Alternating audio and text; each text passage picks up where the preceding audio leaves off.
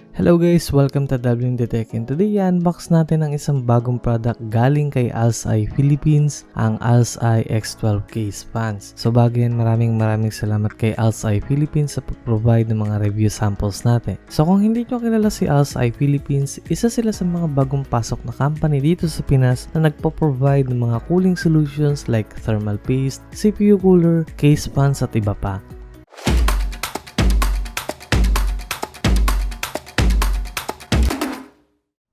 Balik tayo kay X12 case fans, ang SRP niya ay around 2,700 pesos at mabibili niyo siya sa LAZADA store ng Alseye. So kung interesado kayo, nasa description yung link ng store nila. Meron itong gold, silver, and black color variant pero as of now, gold pa lang yung meron dito sa atin. So kung mapapansin natin, medyo mataas yung SRP niya kumpara sa ibang case fans mapa-local or international brand dito sa Pinas. So tingnan natin kung sulit ba ang price niya dito sa ating review. Para sa packaging naman, makikita natin yung specifications at yung mismong itsura ng X12 sa box. Premium na premium din yung dating ng box at andyan din yung lahat ng specs, features at iba pang detalye about sa X12 case fans natin.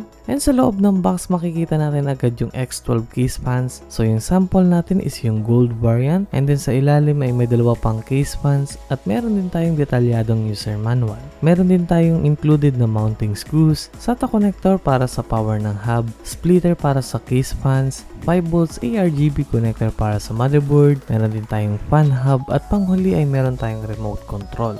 Para naman sa specifications ni Alseye X12 case fans, meron siyang fan speed na up to 1,200 RPM plus or minus 10%.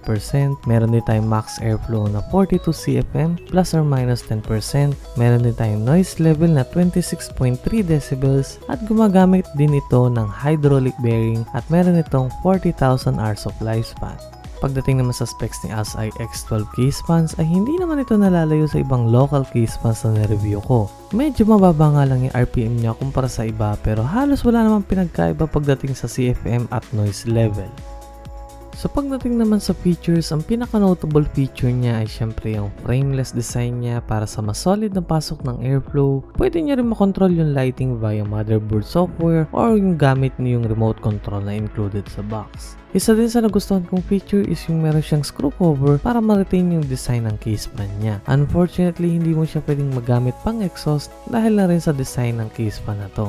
Pagdating naman sa build quality ng fans, I think in-improve na nila yung body ng fans. Habang nagre-research ako, karamihan sa cons na sinasabi ng ibang reviewers is medyo malambot siya at madaling mabend. Pero dito sa hawak nating sample is makapal at hindi basta-basta nabibend. Yun nga lang, mukhang malutong yung body ng fans niya, so tamang ingat lang at huwag hayaang malaglag. Fingerprint magnet din yung body ng case fan na to, so once na ma-install nyo siya, make sure na punasan nyo siya para maalis yung fingerprints nyo. Meron din siyang rubber pads para iwas vibration sa pagitan ng fans at case. At pagdating naman sa fan blades niya, meron itong 6 fan blades at curved design na nag-i-illuminate ng RGB lights galing sa gitna ng fans. Installation ng case fan na to ay super dali. Yun nga lang, gaya na sabi ko, isang orientation niya lang pwedeng ma-mount si X12 case fans dahil na rin sa design niya. Meron itong included na long screw, so pwede niyo siya magamit sa inyong mga liquid coolers or AIO. Pagdating naman sa performance ni X12, sufficient naman yung airflow at lakas ng hangin na nabibigay niya para sa case. Pero I think hindi siya magiging advisable kung gagamitin niyo siya sa CPU cooler or radiator dahil kung gagamitin siya at max RPM, medyo maingay na siya. Yung performance niya pagdating sa airflow ay mas malakas kumpara sa mga ibang local case fans na na-review ko. So kahit na up to 1,200 RPM lang siya, mararamdaman mo yung lakas ng hangin dahil na rin sa frameless design niya at yung ingay ng blades niya. Super laking tulong din talaga ng frameless design ng fan na to pagdating sa airflow na nabibigay ni X12.